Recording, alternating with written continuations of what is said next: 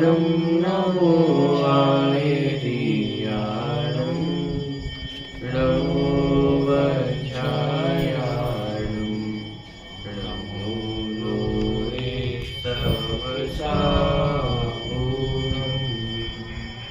मङ्गलं भगवान् वीरो मङ्गलं गौतमो गणे मङ्गलं कुन्दकुन्दाद्यो जैनधर्मोऽस्तु मङ्गलम् सर्वमङ्गलमाङ्गल्यं सर्वकल्याणकारिकं प्रधानं सर्वधर्माणां जैनं जयतु शाश्वती। मोक्षमार्गस्य नेतारं वेतारं कर्मनिवृतां ज्ञातारं विश्वसत्त्वानां वन्दे तद्गुणलब्धये।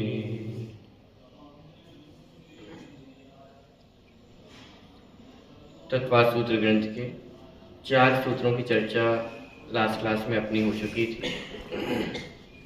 जीवाजीव आश्रय बंध संवर निद्रा मोक्षास तत्व 7 प्रकार के तत्व हैं। जीव अजीव आश्रय बंध संवर निद्रा और मोक्ष। यहाँ तक की चर्चा अपनी हो गई थी।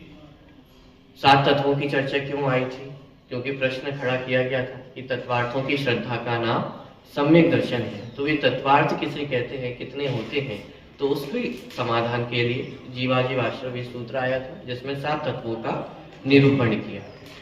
अब यहाँ पर आचार्य आगे बढ़ने से पहले इन 7 तत्वों को अथवा सम्यक दर्शन आदि को अथवा मोक्ष मार्ग को समझने में जो समस्याएं खड़ी हो सकती है, माने जैसे ही अपन ने पढ़ा कि 7 तत्व होते हैं, अब जो जिज्ञासु व्यक्ति होगा वह तो उन 7 तत्वों की जानकारी उसे जहां जहां से प्राप्त हो सकेगी, जहां जहां से मिलेगी, वहां सब उनको खोजने जाएगा। समय साहित्य में भी देखेगा, आगम ग्रंथों में भी देखेगा, जहां उसे पढ़ने को मिलेगा वहां इन बातों को पढ़ने जाएगा। और आचार्यों को ये बात पता थी कि जब ये व्यक्ति आगम को पढ़ने जाएगा, शास्त्रों को पढ़ेगा, तो अनेकों स्थानों पे जीव शब्द ये पढ़ने को मिलेगा। लेकिन कहाँ जीव शब्द का प्रयोग किस अर्थ में किया गया है, यदि उसको नहीं समझा तो फिर समस्याएं खड़ी होगी। कभी इस असमान जाति द्रव्य पर्याय को भी जीव कहा जाएगा, कभी राग द्वेष से सहित जो आत्मा है उसे भी जीव कहा जाएगा, कभी केवल ज्ञान से युक्त जो आत्मा है उसे जीव कहा जाएगा, और कभी इन सभी पर्यायों से पार जो जीव है उसे जीव कहा जाएगा। तो अब जहां पे शरीर के साथ भी जीव कहा जा रहा है और कहां तो पर्यायों से भी पार को जीव कहा जा रहा है, तो समस्या तो खड़ी होगी। वो जीव है या ये जीव है? ये चींटी को जीव मानूं कि सिद्ध भगवान को जीव मानूं, किसको जीव कहें? यानी ये समस्या खड़ी हो सकती है। तो समस्या का समाधान करने के लिए ये 5वें नंबर का सूत्र दिया। 5वें नंबर के सूत्र को एक बार पढ़ते हैं, फिर इसका जो विशेष अर्थ है वो अपन समझेंगे। मैं पढ़ता हूँ फिर आप रिपीट करना। नाम स्थापना द्रव्य भाव तस्तन न्यासा। नाम स्थापना द्रव्य भावत स्तन्यासः। देखिए सूत्रों को ही पढ़ने का माने जो सही उच्चारण है, एक तो नाम स्थापना द्रव्य भाव तस्तन न्यासा ऐसा पढ़ सकते हैं, लेकिन सही जो उच्चारण होगा नाम स्थापना, माने वो बल देना पड़ेगा, जो माँ है उस पर बल देना पड़ेगा, क्योंकि उसके आगे जो है आदर्श अक्षर आधा सा है, तो उसका जो पहले का व्यंजन होता है उस पर बल दिया जाता है। नाम स्थापना द्रव्य भाव तस्तन न्यासः। द्रव्य भाव स्तन्यासः। नाम स्थापना द्रव्य भाव तस्तन न्यासः। नाम स्थापना द्रव्य भाव स्तन्यासः। तस्तन न्यासः।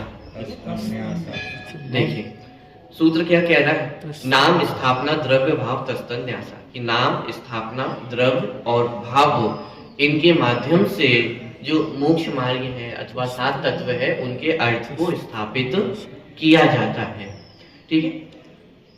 शब्द है न्यास। न्यास माने तीर्थ। न्यास का अर्थ क्या होता है? स्थान जगह सब नहीं, शिलान्यास अपन बोलते हैं।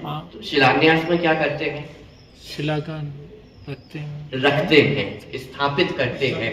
या इकट्ठा किया और उसमें अपन ने ईंट रख दी तो अपन क्या कहते हैं कि अपन ने क्या किया, शिलान्यास किया है।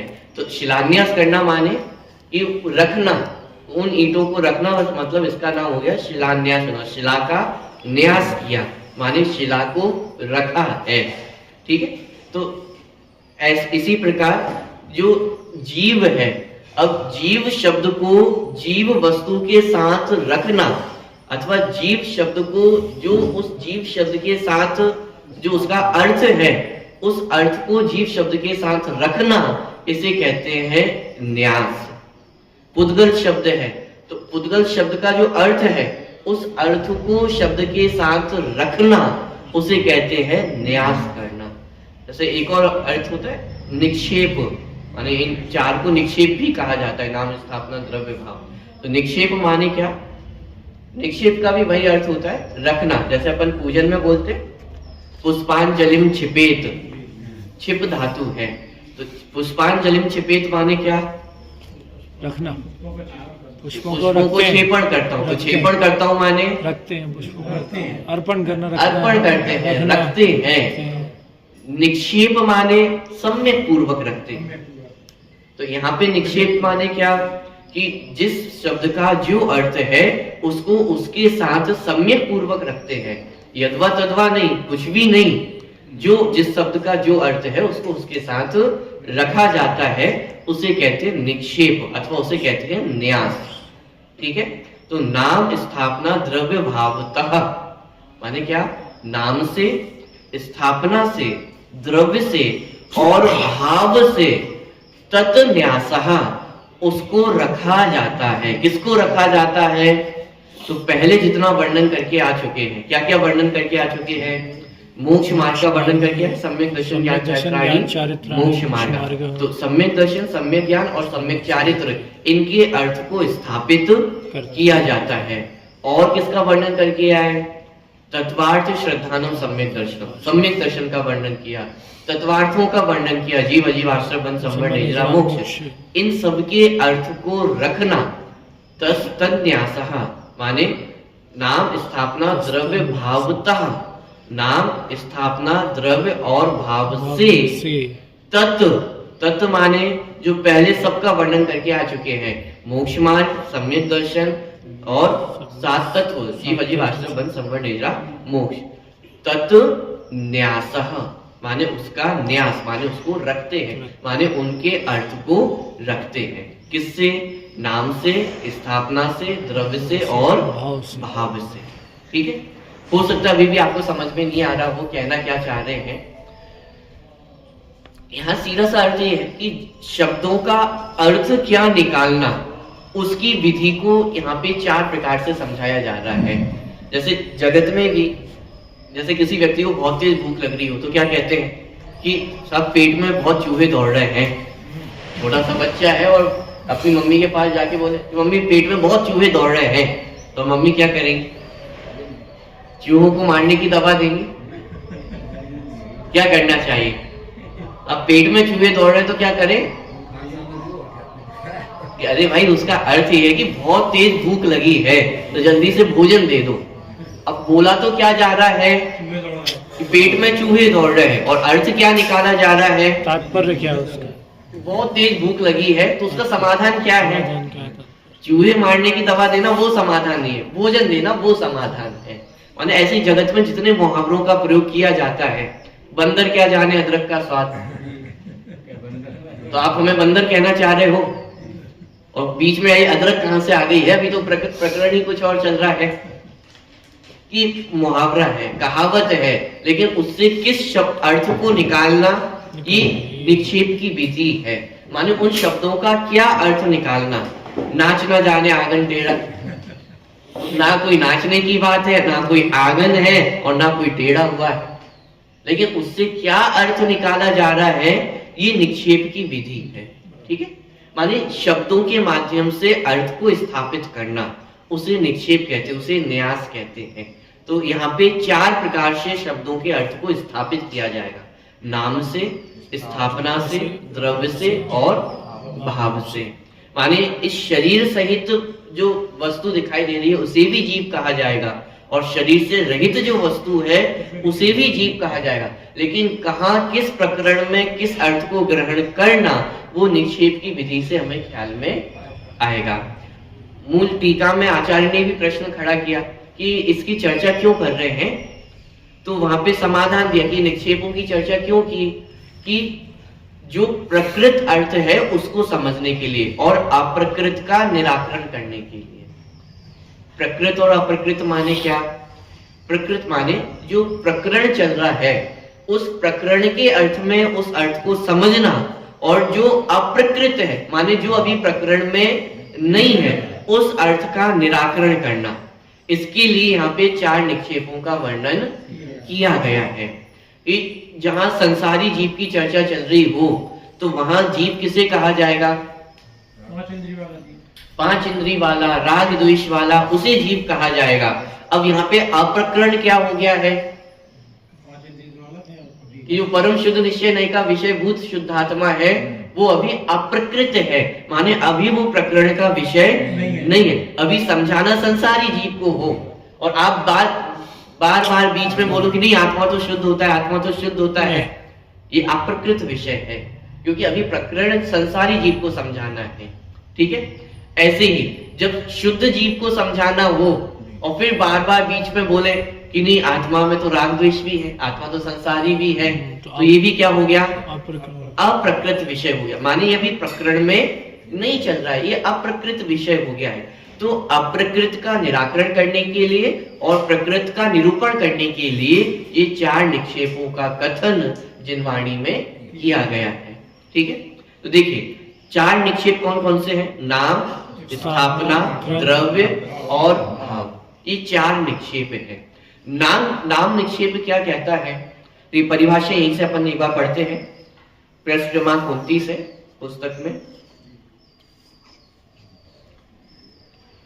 गुण दोष आदि की अपेक्षा के बिना किसी स्थान, व्यक्ति या वस्तु का नामकरण करना नाम निक्षेप है। नाम निक्षेप माने नाम रखना, संज्ञापन जिसे कहते हैं, नाम रखना उसे नाम निक्षेप कहते हैं। अब नाम कुछ भी रखा जा सकता है, उसमें गुण दोष का विचार नहीं किया जाएगा। जैसे कोई बहुत अमीर हो लेकिन नाम हो फकीर चंद, कोई बहुत बुद्धू हो और नाम हो ज्ञान चंद, लोक में देखने में आता है, आ जाता, उससे क्या? तो जैसा नाम है वैसा ही उसके लक्षण हो ये जरूरी नहीं है। नाम निक्षेप क्या कहता है कि नाम रखा गया है, उसमें गुण दोष का विचार नहीं किया कि ये गुण दोष उसमें पाए जाएंगे। जैसे अपने अपने बच्चों का नाम रखते हो तो उसमें गुण दोष का विचार रहता है क्या? अभी तो छोटा सा बालक है, आपको पता ही नहीं उसमें क्या गुण है क्या दोष है, लेकिन हमने नाम रख दिया है। अब वो उस नाम के अनुरूप बड़े होकर उस नाम को सार्थक करेगा या नहीं करेगा ये अलग बात है, लेकिन नाम कैसे रखा गया कि उसमें कोई गुण दोष का विचार नहीं किया है। तो इसी तरह गुण दोष आदि की अपेक्षा के बिना किसी स्थान, व्यक्ति या वस्तु का नामकरण करना उसे नाम निक्षेप कहते हैं। ठीक है, माने उसमें कोई गुण दोष का विचार नहीं किया है, वस्तु का नाम रख दिया है कि ये क्या है, ये माइक है, ये पुस्तक है, टेबल है, चेयर है, जीव हूं, ये शरीर पुद्गल है, माने इस तरह से नाम निक्षेप, नाम रखना, इसे नाम निक्षेप कहा जाता है। माने जगत में किसी वस्तु का नाम रख दिया है और उसमें जरूरी नहीं कि वह गुण पाए जाए। यदि ये नाम निक्षेप ना हो तो समस्या क्या खड़ी होगी कि दुनिया में किसी का नाम रखना ही मुश्किल हो जाएगा, पहचानना मुश्किल हो जाएगा। माने किस गांव का क्या नाम रखा गया, नाम निक्षेप से ही तो रखा है, भले ही उसमें वो जो नाम रखा गया वो गुण पाए जाए या नहीं पाए जाए। ये धर्मपुर, अब धर्मपुर में भले ही एक भी व्यक्ति धर्मवान ना हो, सब पाप चल रहे हो, लेकिन गांव का नाम क्या है? धर्मपुर। तो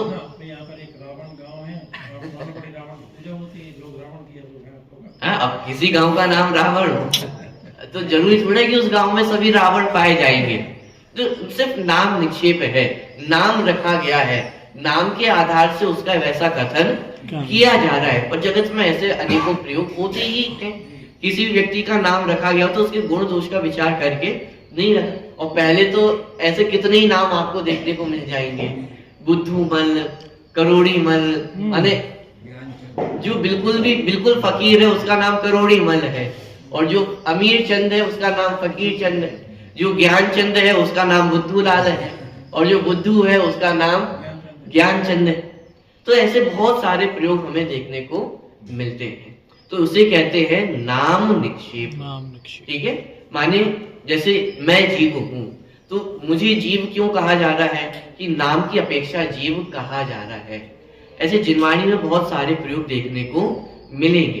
कैसे कि जो शरीर के साथ वस्तु दिखाई दे रही है उसे भी जीव कहना, ये क्या है? ये नाम निक्षेप से जीव कहा जा रहा है। ये शरीर को भी जीव कहना,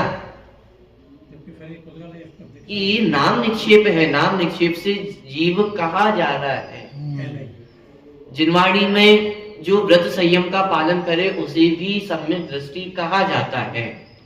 तो प्रश्न खड़ा किया गया कि साहब सम्यक दृष्टि तो उसे कहो अथवा श्रावक तो उसे कहो जिसने मिथ्यात्म कर्म का नाश किया हो, अनंतानुबंधी कषाय का अभाव किया गया हो, वो सम्यक दृष्टि है। लेकिन जो सामान्य व्रत संयम का पालन करता हो, जो मंदिर जाता हो, उसे भी सम्यक दृष्टि कहना। तो टोडरमल जी ने इसका समाधान दिया कि उसे सम्यक दृष्टि क्यों कहते हो कि नाम निक्षेप से सम्यक दृष्टि कहते हैं। मंदिर जाता है, रात्रि भोजन का त्याग है, पानी छानकर पीता है, तो इसका मतलब वह कौन है? सम्यक दृष्टि है। और प्रथमान्युग में यदि आप उठा करके देखेंगे या चरणान्युग को उठा करके देखेंगे तो इसे सम्यक दृष्टि कहा गया है। ये जो इतना भी करता है तो वो कौन है? सम्यक दृष्टि। जैसे जैन किसे कहना?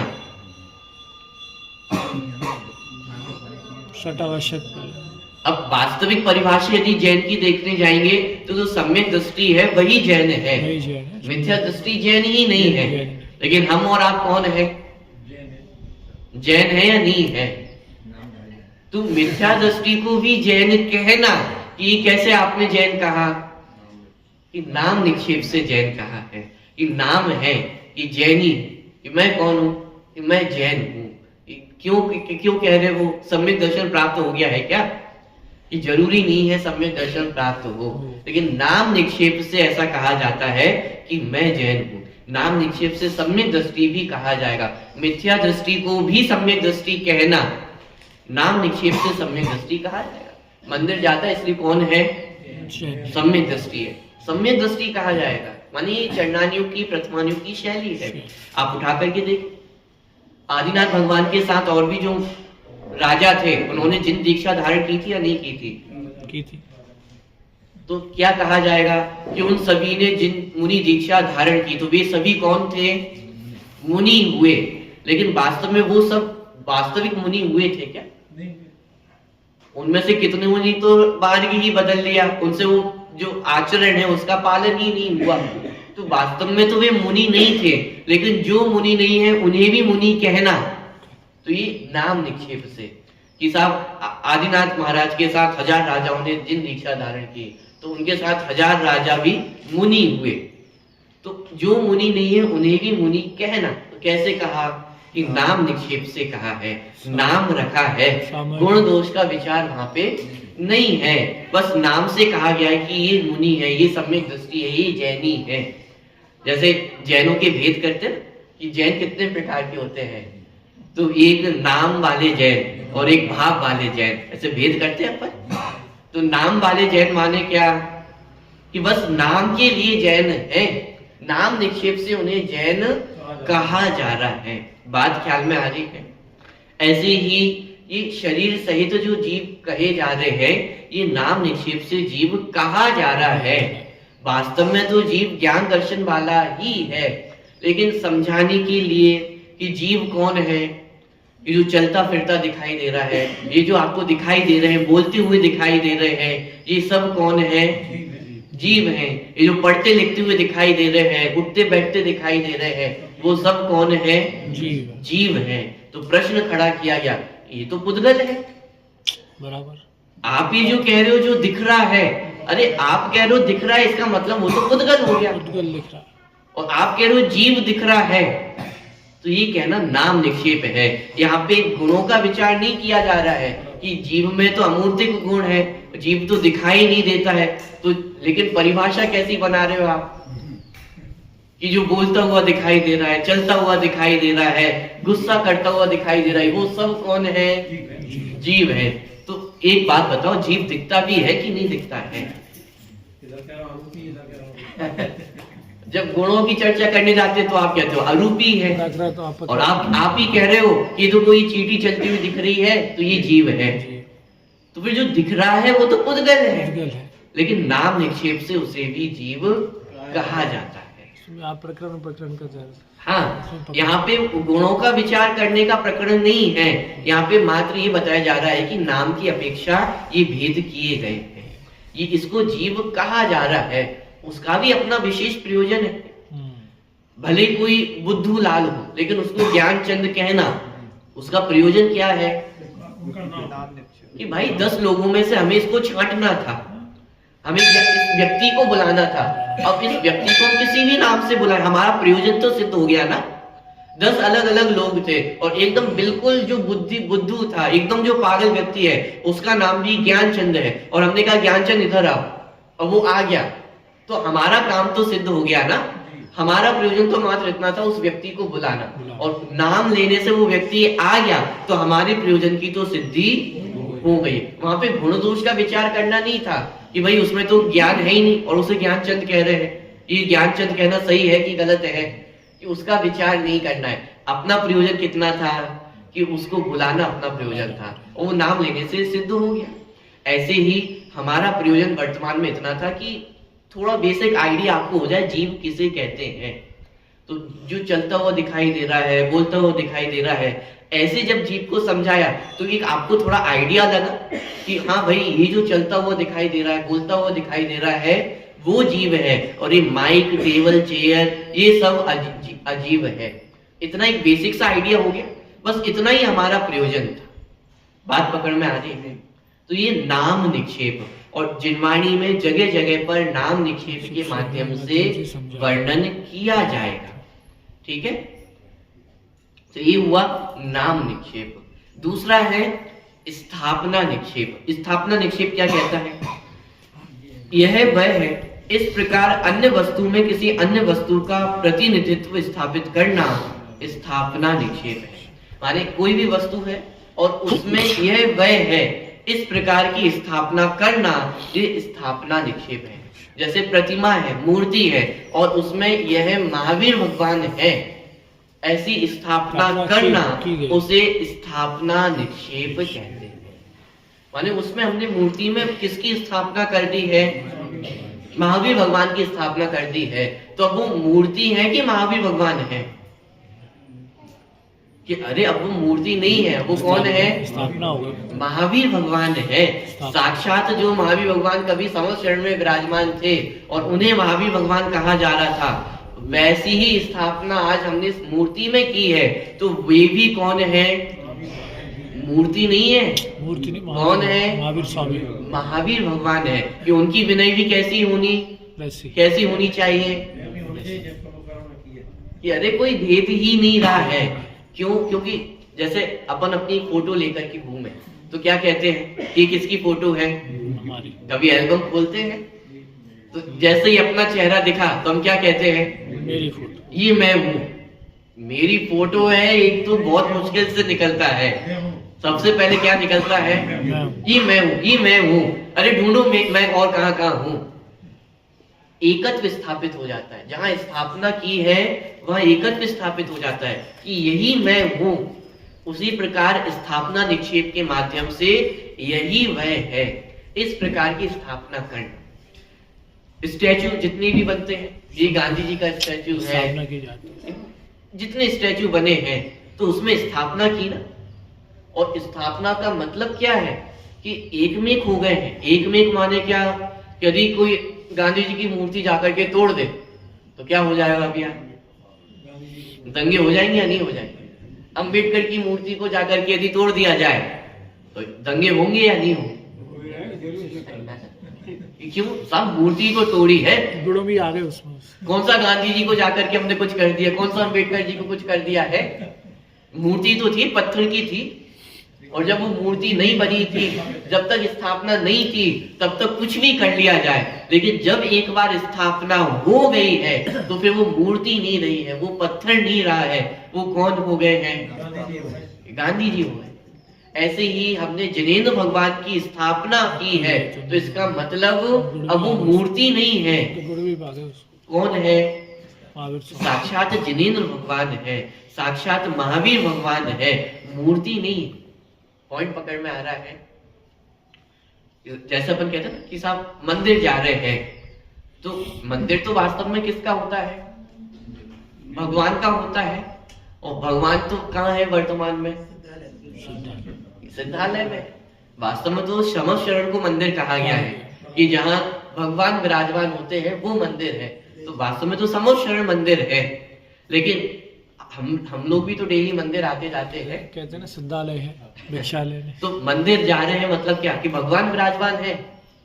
हाँ, यहाँ भी भगवान विराजते हैं, वहां भी भगवान विराजते हैं, शीतलनाथ भगवान विराजते हैं, 2400 तीर्थंकर भगवान विराजमान है। ये मंदिर है।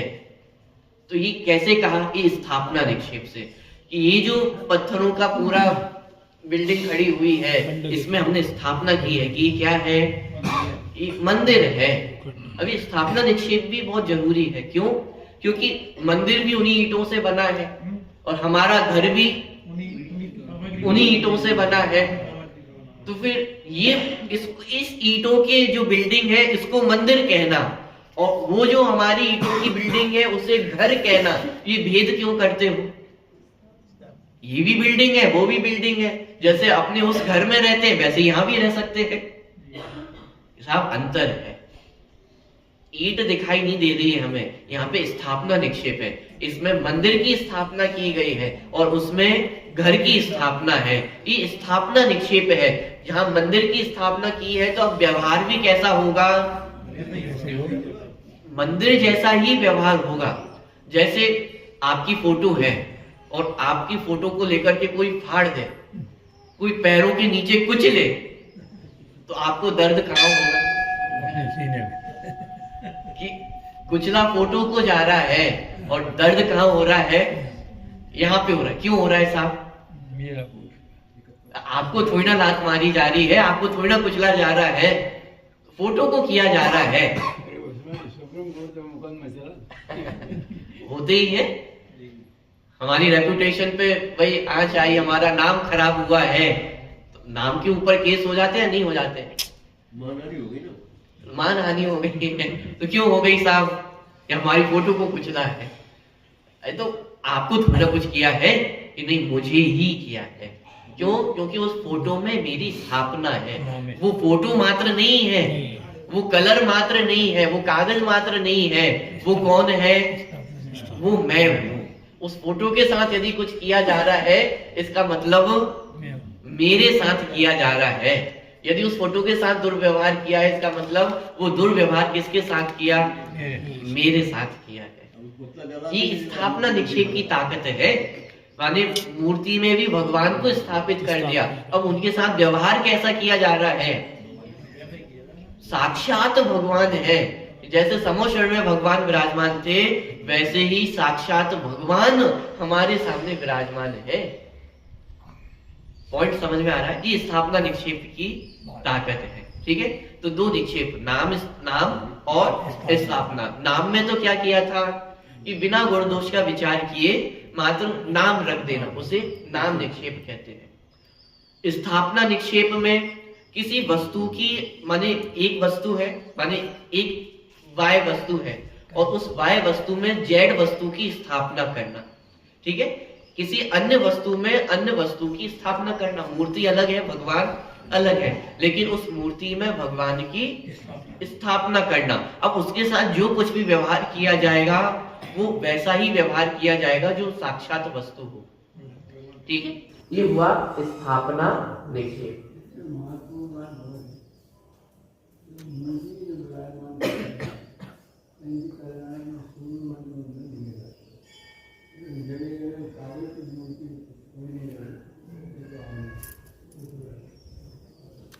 अब वो स्थापना के अनेक प्रकार के भेद भी होते हैं, जैसे तदाकार स्थापना, अतदाकार स्थापना, माने एक तो उस रूप आकार बना करके स्थापना करना, और एक वैसा कोई आकार भी नहीं है लेकिन फिर भी उसमें वैसी स्थापना कर, अलग अनेक प्रकार के माने स्थापना होती है, और उसका माने सही तरीका क्या है स्थापना करने का, वो एक अलग प्रकरण है। लेकिन एक सामान्य अर्थ इतना कि स्थापना मतलब किसी भी वस्तु में किसी वस्तु की स्थापना करना। जैसे पंचकल्याण कार्यों पे तो वहां पे इंद्रों को इंद्र बनाए जाते हैं, तो इंद्र स्थापना होती है। तो इंद्र स्थापना मतलब क्या, कि हम सामान्य मनुष्यों में वो इंद्रत्व की स्थापना की जा रही है, हम सामान्य मनुष्यों में देवपनी की स्थापना की जा रही है। तो जिस समय देवपनी की स्थापना की जा रही है, इंद्रपनी की स्थापना की जा रही है, तो उस समय हम भी कौन हो गए हैं, इंद्र ही हो गए हैं। तो जैसा इंद्र का आचरण होता है वैसा हमारा आचरण होना चाहिए, इसलिए वो नियम वगैरह भी दिलवाए जाते हैं। तो वो सब क्यों, क्योंकि वो स्थापना है, और स्थापना मतलब ऐसा नहीं कि कहने को है, स्थापना में इतनी ताकत है कि वो वही हो गया है, भगवान हो गए हैं। जैसे फोटो में हमारा एकत्व जुड़ जाता है, वैसी जहाँ स्थापना की है उसमें एकत्व पना हो जाता है। अब वो मूर्ति नहीं रही है, अब वो पत्थर नहीं रहे हैं, तो वो भगवान है। पॉइंट पकड़ में आ रहा है, ये स्थापना निक्षेप। ठीक है, आगे बढ़े। तीसरा है द्रव्य निक्षेप। द्रव्य निक्षेप क्या कहता है कि द्रव्य माने जो अपनी गुण पर्यायों से युक्त हो। अब चाहे वह भूतकाल की पर्याय हो और चाहे भविष्य काल की पर्याय हो, भूत अथवा भविष्य काल की पर्यायों से युक्त उस वस्तु को देखना, उसे द्रव्य निक्षेप कहा जाता है। जैसे राजा श्रेणी कहाँ है, कहाँ है, नरक में है। तो मैं आपसे पूछता हूँ, नरक में उनका पूरा अपना साम्राज्य होगा, राजपाट होगा, उनका सिंहासन होगा? अरे आप ही तो कह रहे हो राजा श्रेणी के नरक में है। कौन नरक में है? कि राजा श्रेणी के नरक में है। तो राजा कौन होता है? जिसका अपनी साम्राज्य हो, सिंहासन हो, मुकुट हो, तो राजा श्रेणी का होगा वर्तमान में वो सब। तो ये हमने क्या किया, भूतकाल की पर्यायों को वर्तमान में आरोपित करके अथवा भूतकाल की पर्यायों से युक्त वर्तमान द्रव्य को देख करके कथन किया कि राजा श्रेणी कहाँ है, नरक में है। तो ये क्या हुआ, ये द्रव्य निक्षेप से कहा जा रहा है। वास्तव में तो वो जीव अलग है, अब तो वो नारकी है, राजा नहीं रहे। राजपाट तो सब पीछे छूट गया है, अब तो जो वर्तमान में तो नारकी है। लेकिन भूतकाल का कथन वर्तमान में करना, इसे क्या कहते हैं, द्रव्य निक्षेप। ऐसे ही भविष्य काल की पर्यायों का भी वर्तमान में कथन करना। जैसे कोई तीर्थंकर का उदाहरण लेना कि रावण कौन है, हाथी खंडी तीर्थंकर है। तो अभी तीर्थंकर बन गए हैं क्या? अभी तो नरक में है, अभी तो पूरी मारकाट चल रही है, अभी सब एक दूसरे को तुम्हारे डंडे लेके पीछे पड़े हुए हैं। तो अभी तो नारकी है, अभी तीर्थंकर नहीं हुए हैं। और पकड़ना, सिर्फ कोई लॉ की तैयारी कर रहा हो तो उसे वर्तमान में क्या कहने लग जाना, वकील कहने लग जाना। वो इंजीनियरिंग की पढ़ाई कर रहा हो, इंजीनियर कहने लग जाना। सीए की पढ़ाई कर रहा हो, सीए कहने लग जाना। तो ये सब भविष्य की पर्यायों को वर्तमान में आरोपित करना। सेठ का बच्चा हो तो उसे भी सेठ जी कहना। तो ये सब भविष्य की पर्यायों को वर्तमान पे आरोपित करके कथन करना, इसे कहा जाता है द्रव्य निक्षेप। माने प्रेजेंट में जो है वो नहीं देखा जा रहा है। क्या देखा जा रहा है, उसे भूतकाल से देखा जा रहा है या भविष्य काल से देखा जा रहा है। प्रेजेंट में क्या कर रहा है वो इंपॉर्टेंट नहीं है, लेकिन भूतकाल और भविष्य काल में वो क्या कर रहा है उसकी अपेक्षा उसका कथन करना। अब ये भी जरूरी क्यों है, क्योंकि जैसे मान लो कोई बहुत बड़ा बिजनेसमैन हो और प्रेजेंट में वो गाड़ी चला रहा हो, कार चला रहा हो, तो ड्राइवर है कि बिजनेसमैन? ड्राइवर की डेफिनेशन क्या होती है? गाड़ी चलाने वाले। जो कार चलाए वो ड्राइवर। तो अब जो बिजनेसमैन है, बहुत करोड़पति व्यक्ति है, और वो वर्तमान में क्या चला रहा है? कार चला रहा है। तो वो ड्राइवर है कि बिजनेसमैन?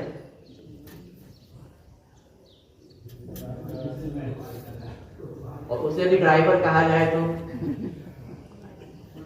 गुस्सा आएगा या नहीं आएगा?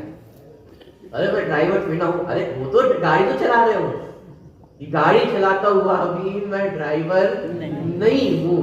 मैं कौन हूं? मैं तो बिजनेस। माने पॉइंट पकड़ में आ रहा है। कभी कभी वर्तमान पर्याय को गौण किया जाता है और उसकी भूतकाल अथवा भविष्य काल की पर्यायों से उस द्रव्य को देखा जाता है, तो इसे कहा जाता है द्रव्य निक्षेप। पॉइंट पकड़ में आ रहा है। किसी व्यक्ति को क्रोधी कहना, तो कैसा है व्यक्ति? क्रोधी है। लेकिन वर्तमान में तो बहुत शांत दिखाई दे रहा है कि अरे भूतकाल में उसने क्रोध किया था, और छोटी छोटी बातों पे क्रोध कर लेता है। तो भूतकाल के पर्यायों के आधार से वर्तमान में हम क्या कह रहे हैं? क्रोधी। और पकड़ में आ रहा है। वर्तमान में राजकुमार है और उसे राजा कहना, राजा का बेटा वो, अभी तो वर्तमान में क्या है? राजकुमार है। राजा तो नहीं बना है, लेकिन उसे भी राजा कहना। भविष्य काल की पर्यायों का वर्तमान में आरोप करके कथन किया जाता है। पॉइंट पकड़ में आ रहा है। ऐसे अनेक उदाहरण आपको देखने को मिल जाएंगे जहां भूतकाल और भविष्य काल की पर्यायों का आरोप वर्तमान काल पे, वर्तमान काल का जो द्रव्य है उस पे किया जाता है। ठीक है, तो ये क्या हुआ? द्रव्य निक्षेप। माने भूतकाल और आगामी काल की पर्यायों को आरोप वर्तमान द्रव्य पे करना, उसे द्रव्य निक्षेप कहते हैं। भाव निक्षेप चौथा और अंतिम। भाव निक्षेप किसे कहते हैं? कि वर्तमान पर्याय से युक्त वर्तमान द्रव्य को कहना। जैसे जिस समय वो ड्राइविंग कर रहा है तो उस समय वो कौन है? ड्राइवर है। जिस समय कुकिंग कर रहा है उस समय वह कौन है? रसोईया है, कुक है। माने इस तरह से वर्तमान पर्याय का वर्तमान पर्याय पे आरोप करना। जिस समय पढ़ाई कर रहा है, लॉ की पढ़ाई कर रहा है, तो लॉयर नहीं हो गया है, कौन है? स्टूडेंट है, विद्यार्थी है। पॉइंट पकड़ में आ रहा है। वर्तमान पर्याय से युक्त उस द्रव्य को कहना, ये भाव निक्षेप। माने वर्तमान में जो पर्याय हमें दिखाई दे रही है वो रही है, वैसा ही उस द्रव्य को कहना, ये भाव निक्षेप है। द्रव्य निक्षेप में आगे पीछे कथन करना, वो द्रव्य निक्षेप था। भूतकाल की पर्यायों से वर्णन करना अथवा भविष्य काल की पर्यायों से वर्णन करना, वह द्रव्य निक्षेप। और वर्तमान काल की पर्याय से युक्त द्रव्य का कथन करना, वह भाव निक्षेप। ठीक है, तो इस प्रकार नाम, स्थापना, द्रव्य और भाव, ये चार प्रकार के निक्षेप कहे गए हैं। और ये चार प्रकार के निक्षेप क्यों कहे? कि इनके माध्यम से सात तत्व, सम्यक दर्शन आदि का अर्थ समझना। माने कहाँ के संदर्भ में क्या कहा जा रहा है। कभी तो 8 अंग का पालन यदि हो तो उसे सम्यक दृष्टि कहा जाएगा, और कहाँ माने मिथ्यात्व और अनंतानुबंधी का अभाव हो उसे सम्यक दृष्टि कहा जाएगा। तो कंफ्यूज मत हो जाना। एक जगह तो जो मंदिर जाता हो उसे भी सम्यक दृष्टि कह रहे हैं, और एक जगह जो स्वाध्याय करता हो, बहुत व्रत संयम करता हो, और उसे भी मिथ्या दृष्टि कह रहे हैं। तो ये बात हमें समझ में नहीं आ रही। तो कहाँ किस अपेक्षा से सम्यक दर्शन का वर्णन किया जा रहा है उसको समझना। जहाँ मंदिर जाने वाले को भी सम्यक दृष्टि कहा जा रहा है, तो वहां सम्यक दर्शन नाम निक्षेप से कहा जा रहा है कि वही सम्यक दृष्टि कौन? कि जो मंदिर जाता हो वो सम्यक दृष्टि। तो यहाँ सम्यक दृष्टि कहना नाम निक्षेप मात्र है, मात्र कहा जा रहा है, नाम रखा है कि वह कौन है? सम्यक दृष्टि है। और जहाँ व्रत संयम तप आदि करने वाले को भी मिथ्या दृष्टि कहा जा रहा हो, तो वहां क्या समझना? कि भाव निक्षेप से, कि वर्तमान में अनंत अनुबंधी कषाय का अभाव नहीं हुआ है, मिथ्यात्व का अभाव नहीं हुआ है। भले ही वर्तमान में व्रत संयम करता हुआ दिखाई दे रहा है, लेकिन अनंतानुबंधी आदि कषायों का अभाव नहीं हुआ है, मिथ्यात्व का अभाव नहीं हुआ है। इसलिए वह कौन है? मिथ्या दृष्टि है। मिथ्यात्व पर्याय से युक्त जीव वह कौन? मिथ्या दृष्टि। हाँ, भविष्य में वह जीव सम्यक दृष्टि हो जाएगा, इसलिए वर्तमान में उसे कहना सम्यक दृष्टि। ये क्या हुआ? द्रव्य निक्षेप। रावण का जीव भविष्य में तीर्थंकर होगा, इसलिए उसे वर्तमान में क्या कहना? तीर्थंकर। तो ये क्या हुआ? द्रव्य निक्षेप। लेकिन वर्तमान में कौन है? नारकी है, तो रावण के जीव को नारकी कहना ये भाव निक्षेप, और उसे चक्री कहना अथवा तीर्थंकर कहना ये सब द्रव्य निक्षेप है। तो इस तरह अलग अलग प्रकार से प्रयोग जिनवाणी में हमें देखने को मिलेगा।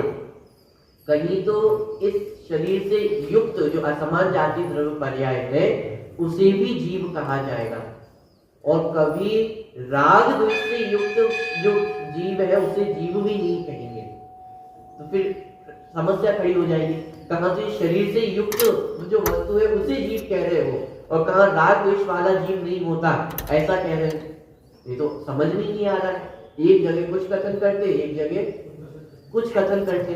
कभी तो ये घर परिवार को अपना कहते हैं, और कभी ये घर परिवार हमारा नहीं है। तो फिर किसको समझे? घर परिवार हमारा है या घर परिवार हमारा नहीं? और ऐसे जिनवाणी में कथन आपको जगह जगह पर मिलेंगे। जीव अजीव आश्रम बंध संवरण निद्रा मोक्ष संबंधी अनेकों प्रकार के कथन आपको पढ़ने को मिलेंगे। आश्रम बंध को भी संवरण निद्रा कहा जाएगा। क्या? थोड़ी सी टेक्निकल बात कर रहा हूं। आश्रम बंध को भी जिनवाणी में संवरण निद्रा कहा जाए। कैसे?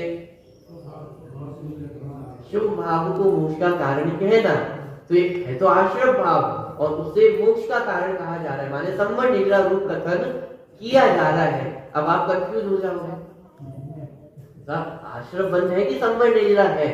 और ये पुण्य पाप तो आश्रम बंध में गर्भित किए थे, और ये पुण्य को मोक्ष का कारण कहा जा रहा है, तो ये संवरण है कि आश्रम है? तो आश्रम बंध को भी संवरण निद्रा का उच्चार किया जाएगा जिनवाणी में, लेकिन आपको अर्थ समझना पड़ेगा किस अपेक्षा से वहां पे कथन किया जा रहा है। और जब तक ये अर्थ करने की विधि हम नहीं समझेंगे, नाम स्थापना द्रव्य भाव, तब तक वो अर्थ हमें ख्याल में नहीं आएगा। तो ये आचार्य को पहले ही पूर्वाभास हो गया था, पूर्वानुमान हो गया था कि जब यह व्यक्ति जिनवाणी पढ़ने जाएगा तो जगह जगह पर अटकेगा। कहीं तो आत्मा को शुद्ध कहा है और कहीं आत्मा को अशुद्ध कहा है। आगे उमा स्वामी ही भेद करने वाले हैं कि जीव कितने प्रकार के होते हैं? 2 प्रकार के होते हैं, संसारिणो मुक्ताश्य। तो अब समस्या खड़ी हो जाएगी, ये जीव संसारी मुक्त होते हैं या एक चैतन्य लक्षण से युक्त होते हैं? समस्या खड़ी होगी। एक तो खुद ही कह रहे हो कि संसारी और मुक्त होते हैं, और फिर दूसरी जगह कहेगी कि नहीं, जीव तो एक ही होते हैं। एक होते हैं कि 2 होते हैं? माने ऐसे जगह जगह पर समस्या खड़ी होगी। उन सारी समस्याओं का समाधान करने के लिए ये निक्षेप का कथन यहाँ पे किया है कि घबराना नहीं, कहाँ किस प्रकरण में क्या अर्थ है उसको तुम्हें ही समझना पड़ेगा। एक तो वक्ता का अभिप्राय, वक्ता अपने अभिप्राय से अलग अलग कथन करेगा, और उस वक्ता के अभिप्राय को समझने की जिम्मेदारी किसकी है?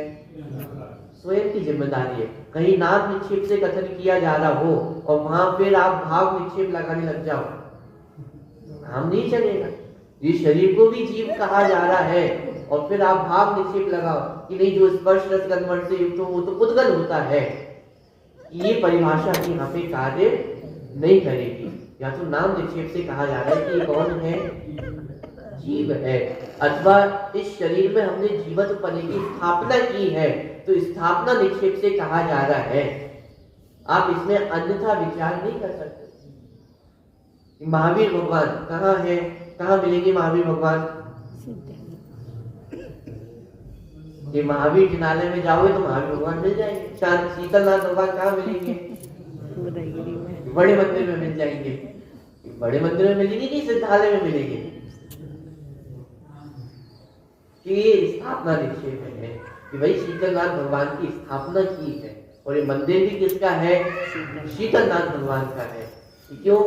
स्थापना निक्षेप है ना। ये शीतलनाथ भगवान को देखना है तो कहाँ देखने जाओ? मंदिर में देखने जाओ, उनका स्वरूप कैसा है, कहाँ देखने को मिलेगा? मंदिर में देखने को मिलेगा। उनकी प्रतिमा कैसी होती है, उनका स्वरूप कैसा होता है, वो क्या करते हैं, मंदिर में जाकर के देख। अपनी आत्मा का ही ध्यान करते, उन्हें किसी से कोई मतलब नहीं। कोई उनकी पूजा करे, कोई उनकी पूजा ना करे, लेकिन भगवान कैसे बैठे हुए हैं? वो तो अपने स्वरूप में स्थिर है। कोई पूजन करने आए तो उसको आशीर्वाद नहीं देते, कोई उनकी निंदा करे तो उसे श्राप नहीं देते हैं। ये भगवान का स्वरूप है। और ऐसा भगवान का स्वरूप देखना हो तो किसको देखो? कि देख तो मूर्ति रहे हैं, लेकिन मूर्ति नहीं देख रहे, किसको देख रहे हैं? भगवान को देख रहे हैं। ये स्थापना है। अब वहां पे ये विचार नहीं किया जाएगा ये इस पर तो स्पर्श रंग वर्ण है, तो पुद्गल है, तो पत्थर है। नहीं, पत्थर नहीं है। ये कौन है? ये महावीर भगवान है, ये शीतलनाथ भगवान है। पॉइंट पकड़ में आ रहा है? ये होती है स्थापना निक्षेप। ऐसे अलग अलग जगह पर, जिस जगह पर जिस निक्षेप से कथन किया जा रहा है, उस निक्षेप को वहां पर समझना चाहिए। ठीक है। अब बहुत सारी समस्या खड़ी होती है, जैसे कहा जाता है कि साहब नाम कैसे रखने चाहिए, कि भगवान के नाम पे नाम नहीं रखने चाहिए, या अनंत आदि ऐसे नाम नहीं रखने चाहिए। क्यों? तो बहुत समस्या खड़ी हो जाती है। अब किसी का नाम अनंत रख दिया, अब उसने कोई नादानी कर दी, कोई गलती कर दी, और कहना कि अनंत तो बड़ा नालायक है। ये क्या कह रहे हो?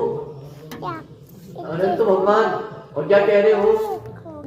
अब बहुत सारे शब्द बोले जा सकते हैं, नालायक है, गधा है, बुद्धू है। तो कौन है? कि वो अनंत है। तो साहब इसलिए ऐसे नाम नहीं रखने चाहिए कि इस पे भगवान के नाम आए। तो फिर कैसे नाम रखें? रावण नाम रख दे क्या? पॉइंट पकड़ में आ रहा है? माने ये सिर्फ नाम निक्षेप है, वहां गुणों का विचार नहीं कर सकते हो। अनंत नाम रखा गया है, सिद्ध नाम रखा गया है, महावीर नाम रखा गया है, उसमें आप गुणों का विचार नहीं करते कि वो महावीर भगवान से और उनका नाम रख दिया है। तो जहां महावीर को नालायक कहा जा रहा है, अरे भाई वो महावीर भगवान को वैसा अपशब्द नहीं कहे जा रहे हैं। यह बिल्कुल अर्थ स्पष्ट है कि उस बच्चे को ये कहा जा रहा है। तो इसमें घबराने की आवश्यकता नहीं है। बहुत समस्या खड़ी होती है कि साहब नाम रखने चाहिए कि नहीं रखने चाहिए। अरे ऐसे नाम, अच्छे नाम नहीं रखेंगे तो क्या नाम रखेंगे? बुरे नाम क्यों ना रख देंगे? अच्छे लोगों के ऊपर ही तो नाम रखे जाएंगे। राम नाम रख दिया तो इसी प्रयोजन से तो रखा है, इसी भावना से तो रखा है कि बड़े होकर के वो भी क्या बनेगा? राम जैसा बनेगा। रावण नाम कोई रखता है कि कोई नहीं रखेगा। ये सब यही तो चाहते हैं कि महावीर नाम रखा है। तो क्यों रखा है? वो भी महावीर भगवान जैसे कार्य करेगा, इसलिए हमने इस भावना से महावीर नाम रख दिया। लेकिन नाम ही रखा है मात्र, उसमें कोई महावीर भगवान की स्थापना हो गई हो ऐसा नहीं। नाम निक्षेप है, नाम निक्षेप से उसे महावीर कहा जाएगा। ऐसे नाम रखे जाते हैं तो उसमें कोई दिक्कत नहीं है। और ऐसा कोई पाप का बंध भी नहीं होगा कि साहब अनंत नालायक है ऐसा बोल दिया, कोई पाप का बंध हो रहा है? माने पाप पुण्य का बंध का अभिप्राय तो माने अपने अभिप्राय से है, उसका संबंध अपने अभिप्राय से है। अपने अभिप्राय में तो उस बच्चे को नालायक कहा जा रहा है, महावीर भगवान के संबंध में कोई कथन नहीं किया जा रहा है। तो ना इसमें कोई पाप का बंध है, ना कोई ऐसा दोष है। नाम निक्षेप से ऐसे कथन किए जाते हैं, नाम निक्षेप से नाम रखा जाता है। बात ख्याल में आती है। अब लेकिन ये नाम निक्षेप को ना समझा जाता है, भ्रांतियां भी बड़ी हो जाती है। जैसे रावण का जो वंश था वो राक्षस वंश था, माने सिर्फ नाम निक्षेप से राक्षस वंश था, लेकिन हमने क्या मान लिया? राक्षसी। अब हनुमान जी का वंश वानर वंशी थे, लेकिन अब वो तो सिर्फ नाम निक्षेप था, उनके वंश का नाम वानर था, लेकिन हमने उनका स्वरूप ही क्या बना दिया? वो बंदर जैसा स्वरूप बना दिया है। तो ये नाम निक्षेप को नहीं समझने के कारण जो समस्याएं खड़ी होती है वो इस प्रकार की, इतिहास उठा करके देखेंगे तो इस प्रकार की बहुत सारी समस्याएं आपको दिखाई देंगी। जैसे महाभारत का एक प्रकरण आता है जिसमें वो प्रतिज्ञा ले लेते हैं कि वो दुशासन का खून पी करके वो सब बालों को साफ करेंगे, मैं खून पीऊंगा। भीम प्रतिज्ञा ले लेता कि छाती फाड़ करके मैं खून पीऊंगा। अब वो तो सिर्फ कहने को था, नाम निक्षेप था। गुस्सा आता है तो अपन भी कहते थे ना, पीट पीट के हलवा बना दो, भरता बना दो। सच में भरता बना दिए थे, कहा, नाम निक्षेप है, कहने को था। अब लेकिन जब वो महाभारत का दृश्य बनाया, टीवी पे आया, तो पूरा दृश्य वैसा का वैसा दिखाया कि साहब वो छाती फाड़ी, खून पिया, बालों में लगाया, माने वास्तव में ऐसा कुछ नहीं। तो गुस्से में, क्रोध के काल में ऐसे शब्द निकलते, देख लूंगा सबको। तो देख लूंगा सबको मतलब क्या? तो देख लो, अभी देख लो। देख लेने का अर्थ होता है कि मैं कुछ ना कुछ बदला लूंगा, देख लूंगा बाद में जो होगा। नाम अलग है, कहने को गलत है, उसका अर्थ कुछ और होता है। गुस्से में जो कहा जा रहा है, तो गुस्से में कहा जा रहा है वो शब्द अलग है और उन शब्दों का अर्थ अलग है। जैसे बहुत बार मैं उदाहरण देता हूँ समझाने के लिए। जैसे एक छोटा सा बालक, छोटा नहीं थोड़ा बड़ा हो गया, बाहर जाने लायक हो गया इतना, और वो रात को बहुत देर घर से लौटकर, माने बाहर से लौटकर घर आया, मान लो रात को 12 बजे घर से लौटकर आया। मम्मी पापा बड़े परेशान थे, मम्मी एकदम गुस्से में थी, अभी तक नहीं आए, 10 फोन लगा दिए हैं और बोल रहे आ रहा हूँ, और करते करते 2 घंटे हो गए। 10 बजे फोन किया था, 12 बजे लौट करके आ रहा है। वो जैसे ही बालक घर में लौटा, दरवाजा खोले ही है, माँ ने एकदम से चिल्लाकर बोला, कदम नहीं रख देना घर के अंदर। बहुत घूमने का शौक है ना, जाओ अब बाहर ही जाओ, अंदर आ मत जाना। कह तो क्या रही है माता, पैर अंदर रखा तो पैर तोड़ देंगे। कह तो क्या रहे हैं कि अंदर घुस मत जाना, अंदर आ नहीं आना, और घूमने चले जाओ। बहुत घूमने का शौक है ना, और घूम के आओ। कह तो क्या रहे हैं, और घूम के आओ। और बालक अर्थ क्या समझ रहा है कि बेटा चुपचाप अंदर चले जाओ, शांति से घर के अंदर, ना कुछ किसी से बोलना, कुछ करना। नहीं, सोने से पहले 2-4 मिनट मोबाइल तो चला लूं। अब मोबाइल नहीं चला सकता, अब तो तुरंत जाकर के सोना है। बाहर घूमने का तो सोना कैसे हो गया? पॉइंट समझ में आ रहा है? नाम निक्षेप था, नाम के लिए कहा था कि और घूमने जाओ, लेकिन और घूमने का अर्थ भी सोना हो सकता है, कि उस बालक को समझ में आ गया। ऐसे ही जिनवाणी में बहुत जगह अलग अलग प्रकार से कथन किए जाते हैं और उनका अर्थ ही निक्षेप विधि से समझना आवश्यक है। यदि निक्षेप विधि को नहीं समझेंगे तो कुछ का कुछ अर्थ हो जाएगा।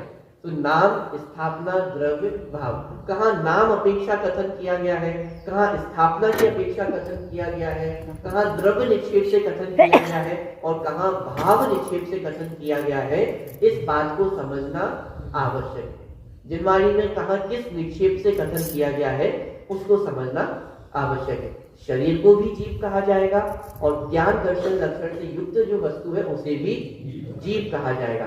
तो कहाँ किसे जीव कहा जा रहा है उसे समझना आवश्यक।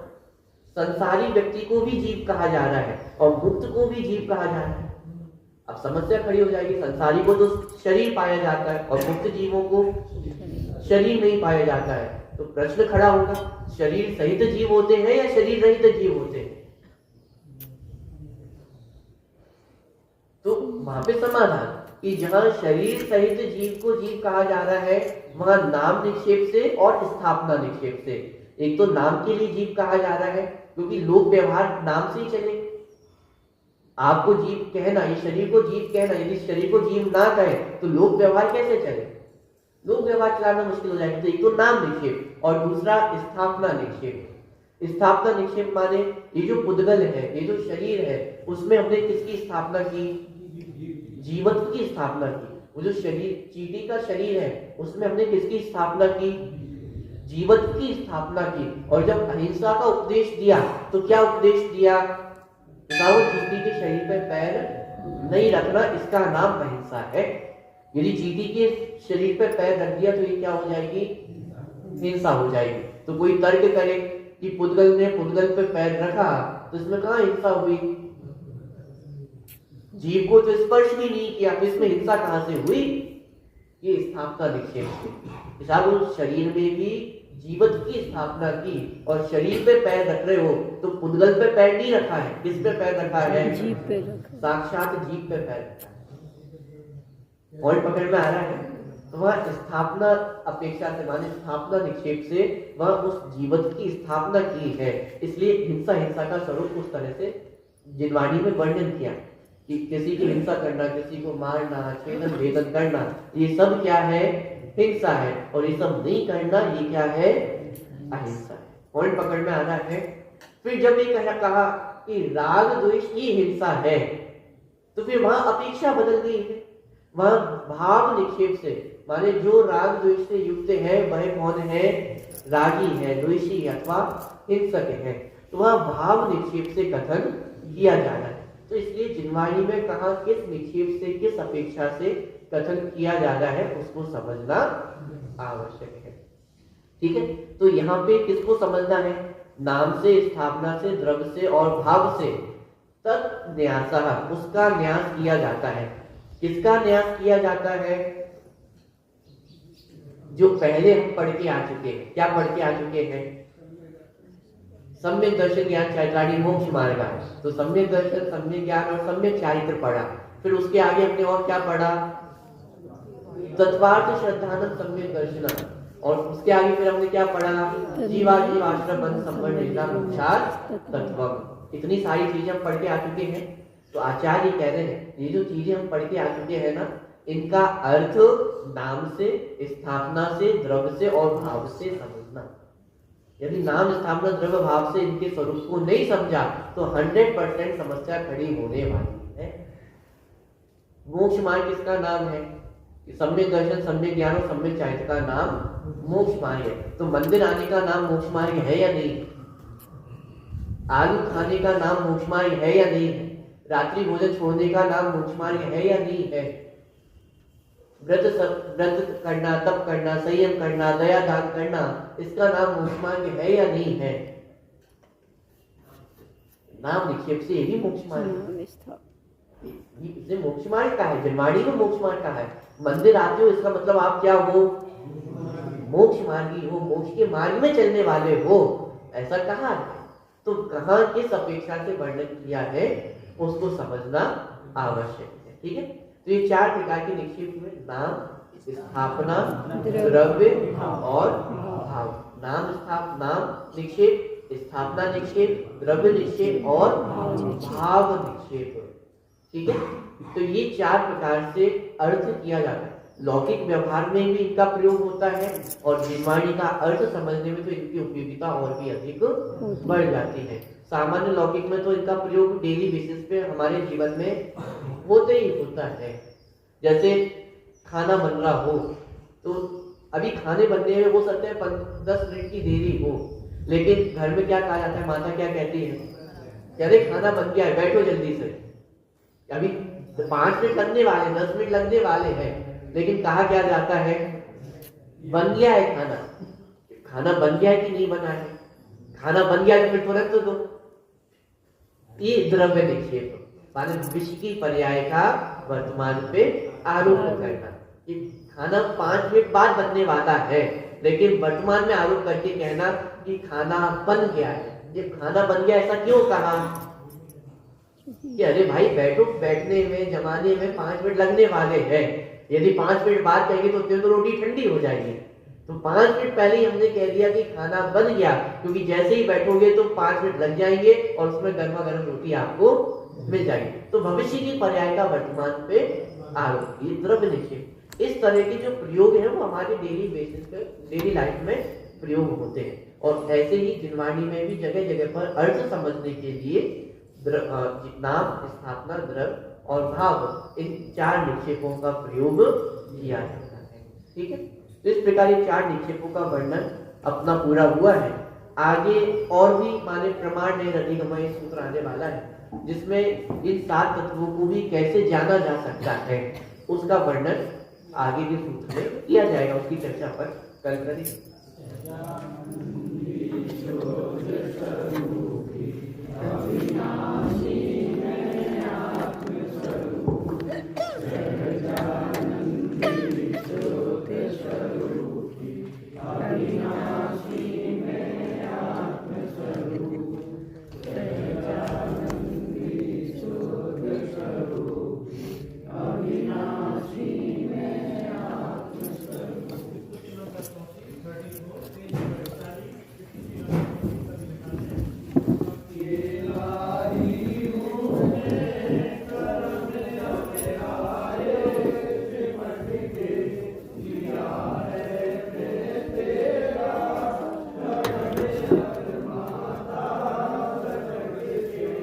कमावत है मोको करम दुख देता जन्म का करूं भक्ति तेरी हरो दुख माता जन्म का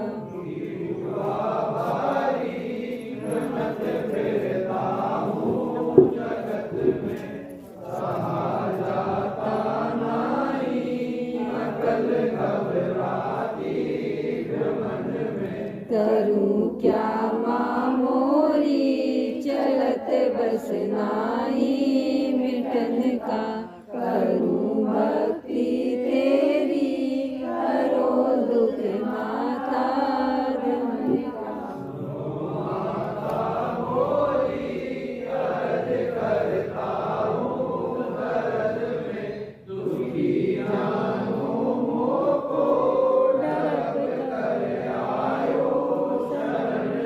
कृपाए